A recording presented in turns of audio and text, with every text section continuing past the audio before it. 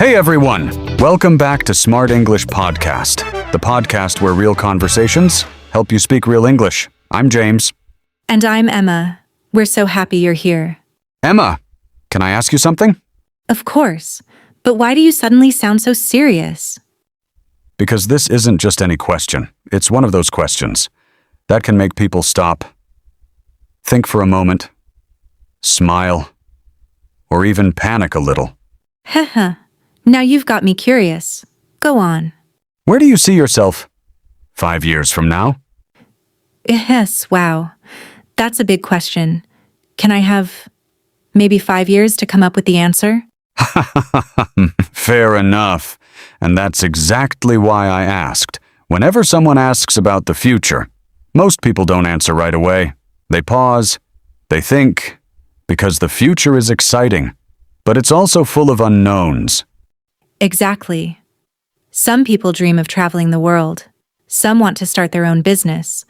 Others hope to become doctors, teachers, artists, or maybe they simply want a happy, peaceful life. And here's something I really believe. You don't need to have everything figured out. Having a goal doesn't mean you already know the whole journey. Sometimes, all you know is the next step. And honestly, that's enough. I couldn't agree more. Life changes, dreams change, people grow, and that's completely normal. Today's conversation isn't about having the perfect plan. It's about learning how to talk about your dreams, your future, and your goals. In natural, everyday English. And don't worry, this won't feel like a classroom. Imagine you're sitting in a cozy cafe, listening to two friends, talking about life, their dreams, and the future. That's exactly the kind of conversation we're having today. So while you're listening, think about your own future. What's one thing you'd love to achieve? Where would you like to be 5 years from now? Keep that answer in your mind, because by the end of this episode, you'll know how to talk about it. Naturally, clearly, and with confidence. All right, that's enough dreaming for now. It's time to start talking about the future. Let's get started. All right, Emma. No more avoiding the question. 5 years from now, what do you hope your life looks like? That's a tough one. I don't expect everything to be perfect, but I'd love to wake up every morning, feeling excited about what I do. For me, that's more important than having the perfect job. What about you? I like that. As for me, I'd love to build something meaningful, something that helps people, makes a positive difference, and gives me a reason to look forward to every new day. That's a really nice goal. And did you notice something? Neither of us said, "This will definitely happen." We said, "I'd love to." Because when we talk about the future, we often talk about our hopes, not guarantees. Exactly. None of us knows what the future looks like, but we can always talk about what we're hoping for. For example, I'm hoping to travel more. I'm planning to learn another language. I'd love to start my own business someday. They sound natural, positive, and relaxed. Okay, James, here's a fun question. If money didn't matter at all, what would your dream job be? Oh, that's an easy one. I'd love to host a travel show. Imagine waking up in a different country, trying amazing local food, meeting interesting people, and calling it work. That sounds like a dream. What about you? I'd open a small bookstore with a cozy little cafe inside. People could sit for hours, reading books, drinking coffee, and forgetting about the outside world for a while. That sounds amazing. I'd definitely become your most loyal customer. Really? Absolutely. As long as loyal customers get free coffee. Ha. Nice try. You'd still have to pay. Dream job, not dream charity. Worth asking. Now we want to hear from you. If money wasn't a problem, what would your dream job be? Take a moment and really think about it. Whatever your dream is, don't be afraid to talk about it. Sometimes, the moment you say a dream out loud, it starts feeling a little more possible. And remember, there's no perfect timeline. Some dreams take years. Some happen when you least expect them. Everyone's journey is different. Speaking of dreams, here's another question. If you could live anywhere in the world, where would it be? And why? Now that's going to be a fun conversation. Emma, can I ask you another future question? Haha, another one? All right, go ahead. If you could live anywhere in the world, where would you choose? That's actually a tough one. I'd love to live somewhere close to nature. Maybe a small town with beautiful parks, friendly neighbors, and cozy little coffee shops. What about you? Honestly, I'd probably choose a big city, somewhere full of energy, new opportunities, different cultures, and something exciting happening every day. Really? I thought you'd pick somewhere quiet. I do enjoy quiet places for vacations, but if I lived there all the time, I think I'd start missing the excitement. I can understand that. Big cities definitely have a lot to offer.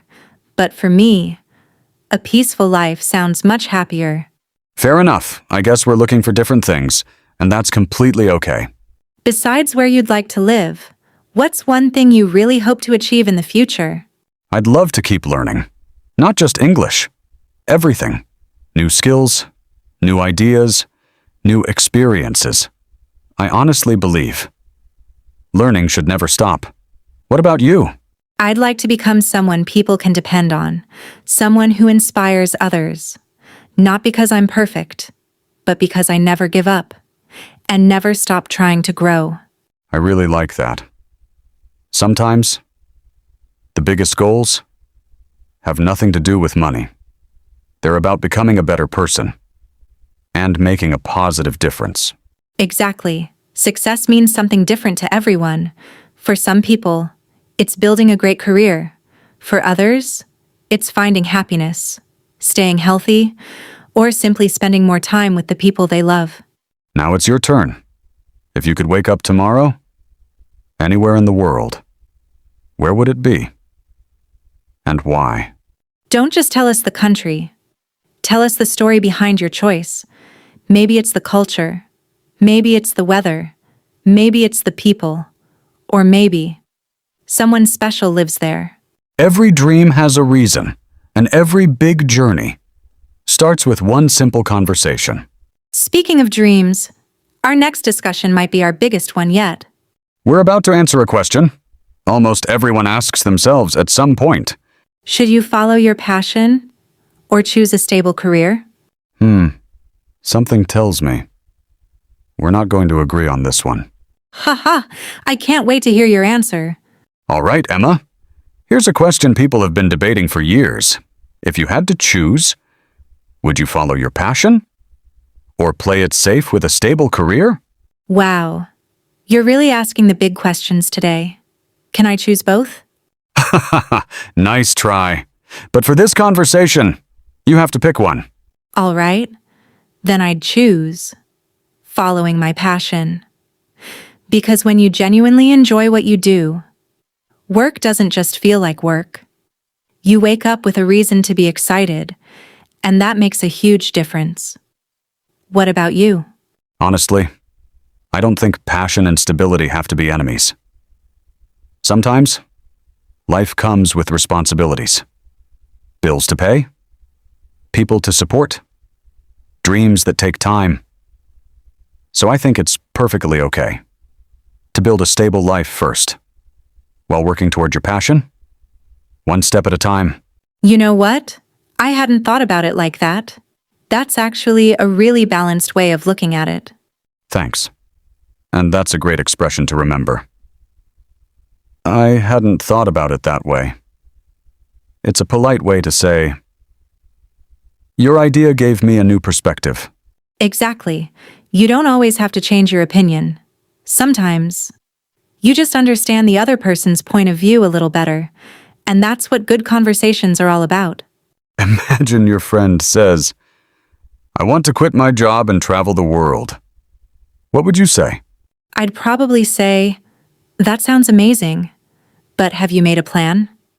Dreaming is important, but having a plan makes those dreams much more possible.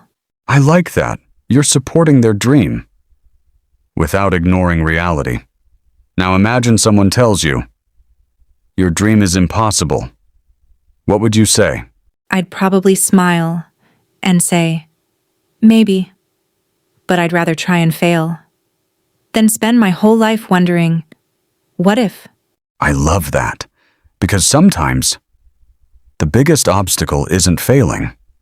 It's never being brave enough to take the very first step. Now think about your biggest dream. What's one small step you could take this week? Not next year. Not next month. This week.